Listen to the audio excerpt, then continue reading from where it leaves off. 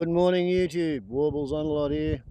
Sunday, the 16th of November, and it's just about time for the Outsiders and First Dog on the Moon, which due to the 15-minute upload limit, will have to go up in two parts. This week on Outsiders are all G20 insiders, and they're all in our ABC Brisbane studios. They are Susan Harris-Rimmer, Director of Studies, ANU Asia Pacific College of Diplomacy; Charis Palmer, Deputy Business Editor with The Conversation, the online news analysis site; and also Professor John Curtin. He's co-director of the G20 Research Group at the University of Toronto's Munk School of Global Affairs. Welcome one, welcome all. Yesterday, US President Barack Obama was the centre of attention in Brisbane, and in his speech at the University of Queensland, he delivered a message directed squarely at Australians. Here in Australia, it means longer droughts, more wildfires. The incredible natural glory of the Great Barrier Reef is threatened. Worldwide, this past summer was the hottest on record. No nation is immune, and every nation has a responsibility to do its part.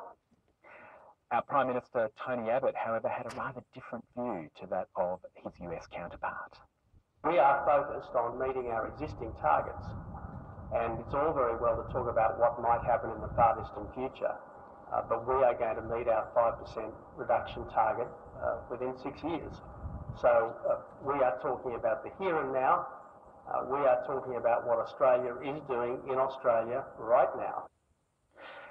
Professor Curtin, if we can start with you, you've attended every G8 summit since 1988 and also every G20 summit since the first one back in Washington in 2008. Australia didn't want to talk about climate change in this G20. What significance do we put on the US president trying to steer the conversation in that direction? Well, I think we know that Barack Obama, once again, backed by many, many other leaders here at the G20 summit, recognized reality. Many of them have been to several G20 summits before. Every single G20 summit has not only dealt with climate change, but actually put it in the communique. What's different about this one, and it's a broader point, this is the first G20 summit hosted by a leader who's never been to a G20 summit before, or a G20-like summit. Even George Bush, who hosted the first, who couldn't have been at a G20 summit, had had many years of going to summits that were G8 plus G5, or even what we can think of as the G17. That was the major economies meeting on climate change just before the G20 summit sprung to life. And there's been a formidable record of accomplishment at G20 summits in getting real climate change control measures. So when we heard yet again Angel Gurria, the leader of the OECD economic cooperation, Australia's a member, say if we don't do more right here, right now to control climate change, the economic cost is going to be a minus 6% hit on GDP. It rather makes the plus 2% they're struggling to get here rather small in comparison. So simply, if you want a summit that is focused on generating global economic growth, you have to look at both sides of the balance sheet. I think every business person knows that, not just trying to get two more, but stopping the loss of the 6%. So let's come to those economics in a moment. Susan Harris-Rimmer, in diplomatic terms, when a host says, this is what I want on the agenda, economic growth, is it common for a close ally to come along and say, well, actually, the big issue, guys, is climate change? That's how a diplomat delivers a shirt front, isn't it? The comparisons were quite odious yesterday between the retreat comments and Obama's speech. I mean, it's a leader's retreat. Leaders are allowed to disagree, and leaders are allowed to bring their own take. But there was a lot of subtle and soft power messages to Australia, and they weren't just Obama. They were coming from a lot of leaders. Angela Merkel is using her short time in Australia to go and visit NICTA, the Innovation and Technology Centre in Sydney. There's a strong idea that we want Australia to re-embrace science, that came through very clearly with Obama yesterday. Depend on the science, go where the science leads you. There's a lot of diplomatic messages coming through to us through this G20 summit, and it's a wonderful opportunity for our leaders to experience that strategic conversation. I was always very excited to think of our political leaders being exposed to this level of strategic thinking. That is the real benefit of the G20 for a country like Australia. We're often very isolated from the heart edge of these conversations. We're the president of the Security Council. We're hosting the G20. It doesn't get better than this in terms of being the centre of global affairs. We need to learn, and we need to take every opportunity to listen to what the rest of the world is telling us. Charis Palmer, what did you take from the two speeches? Bill Shorten described Tony Abbott's speeches as weird and graceless. What are your thoughts?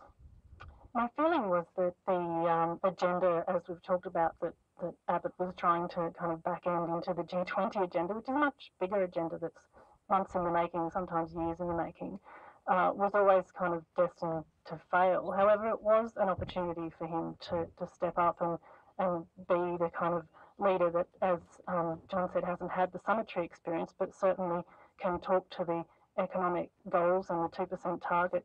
I think it was a missed opportunity, and I think that the notion of what Obama was going to speak about and the pivot towards Asia, which we all expected, turned into a speech that was much more about ideals and about values.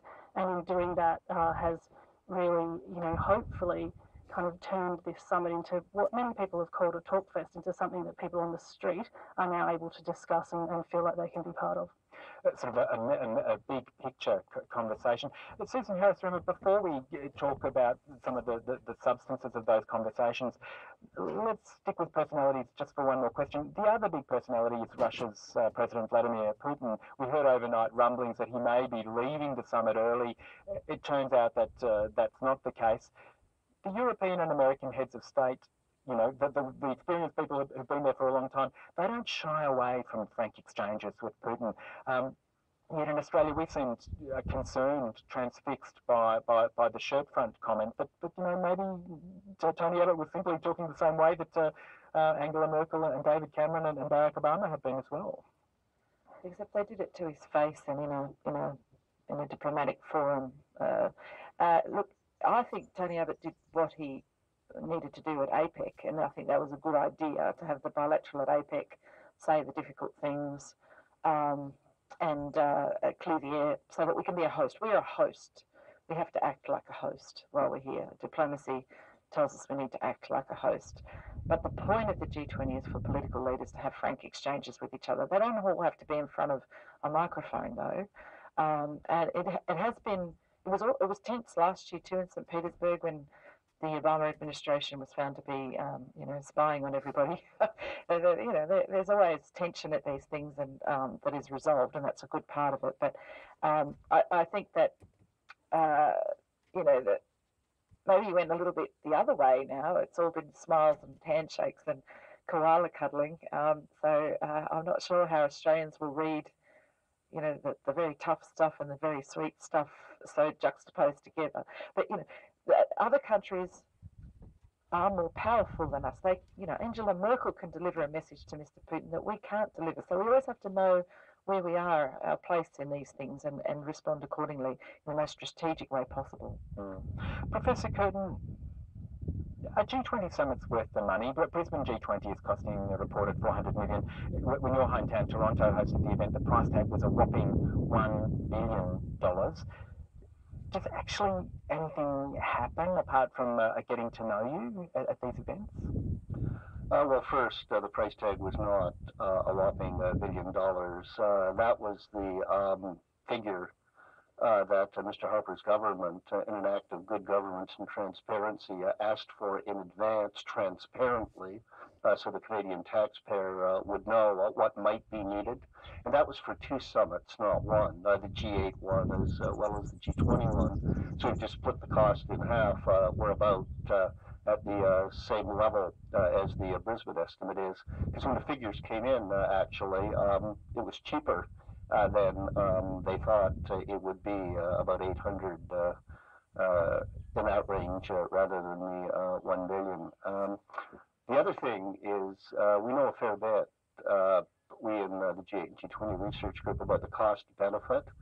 And the basic rule of thumb, look, if you're Mother Britain in London, the host of the second summit, or Washington, D.C. the first, or even St. Petersburg, the last one, you really don't need a G20 summit to make the name of your city a household name around the world, right?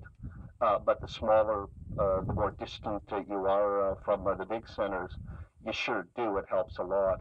So from the moment Brisbane was announced, Brisbane's name went out around the world. Extraordinary awareness. People flooded in because of the summit, and not just me, but all of the advanced team and the rest of it.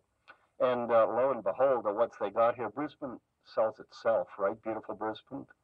But then the Lord Mayor, Graham Quirk, just terrific. From the get-go, he said, look, we're going to give it a boost. A very smart, sophisticated campaign to take advantage of it. You know, the billboards in major cities, the most recent innovation being the Global Cafe. So it's not just the beauty of brilliance that's being beamed out around the world, it's the brilliance of Brisbane as well. And that'll be a lasting legacy.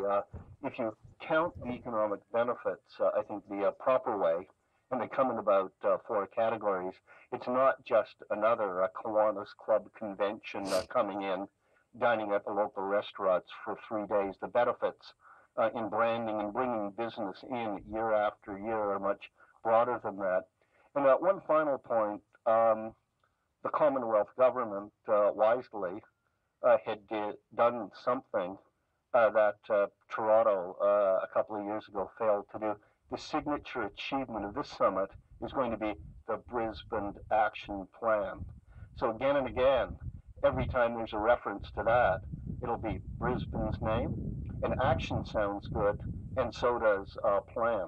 Well, Chair Palmer, what do you think? Did the G20 summits a useful exercise, and will the Brisbane Action Plan go into the future as something, as a meaningful outcome? Well, I think, having spent a fair bit of my time in Brisbane going to university here, it's nice and it sounds lovely, but I just don't see any evidence around me of tourists being here. Certainly everybody's left town, and most of the tourists that are probably here will probably go to the Sunshine Coast or to the Gold Coast and have visit. But that's just an anecdotal thing, and certainly John's done the research to back it up. But the feeling more broadly, I think, is that the action plan, and the discussion about Brisbane as a world city is a fairly small kind of here today, gone tomorrow thing. These things roll into towns all around the world. They're here today, gone tomorrow. If it was to be different, it would need to have some kind of lasting impact on the population. And of course, there's an argument to make that we have too many multilateral meetings and that we need to improve the ones that we do have. So there's a case to be made for the G20 to be broadened out, to be longer, to do more things. I don't know if any hosts. Okay, well, I'm going to end this movie here so I can start the new one with First Dog on the Moon. Here endeth part 1. Ciao.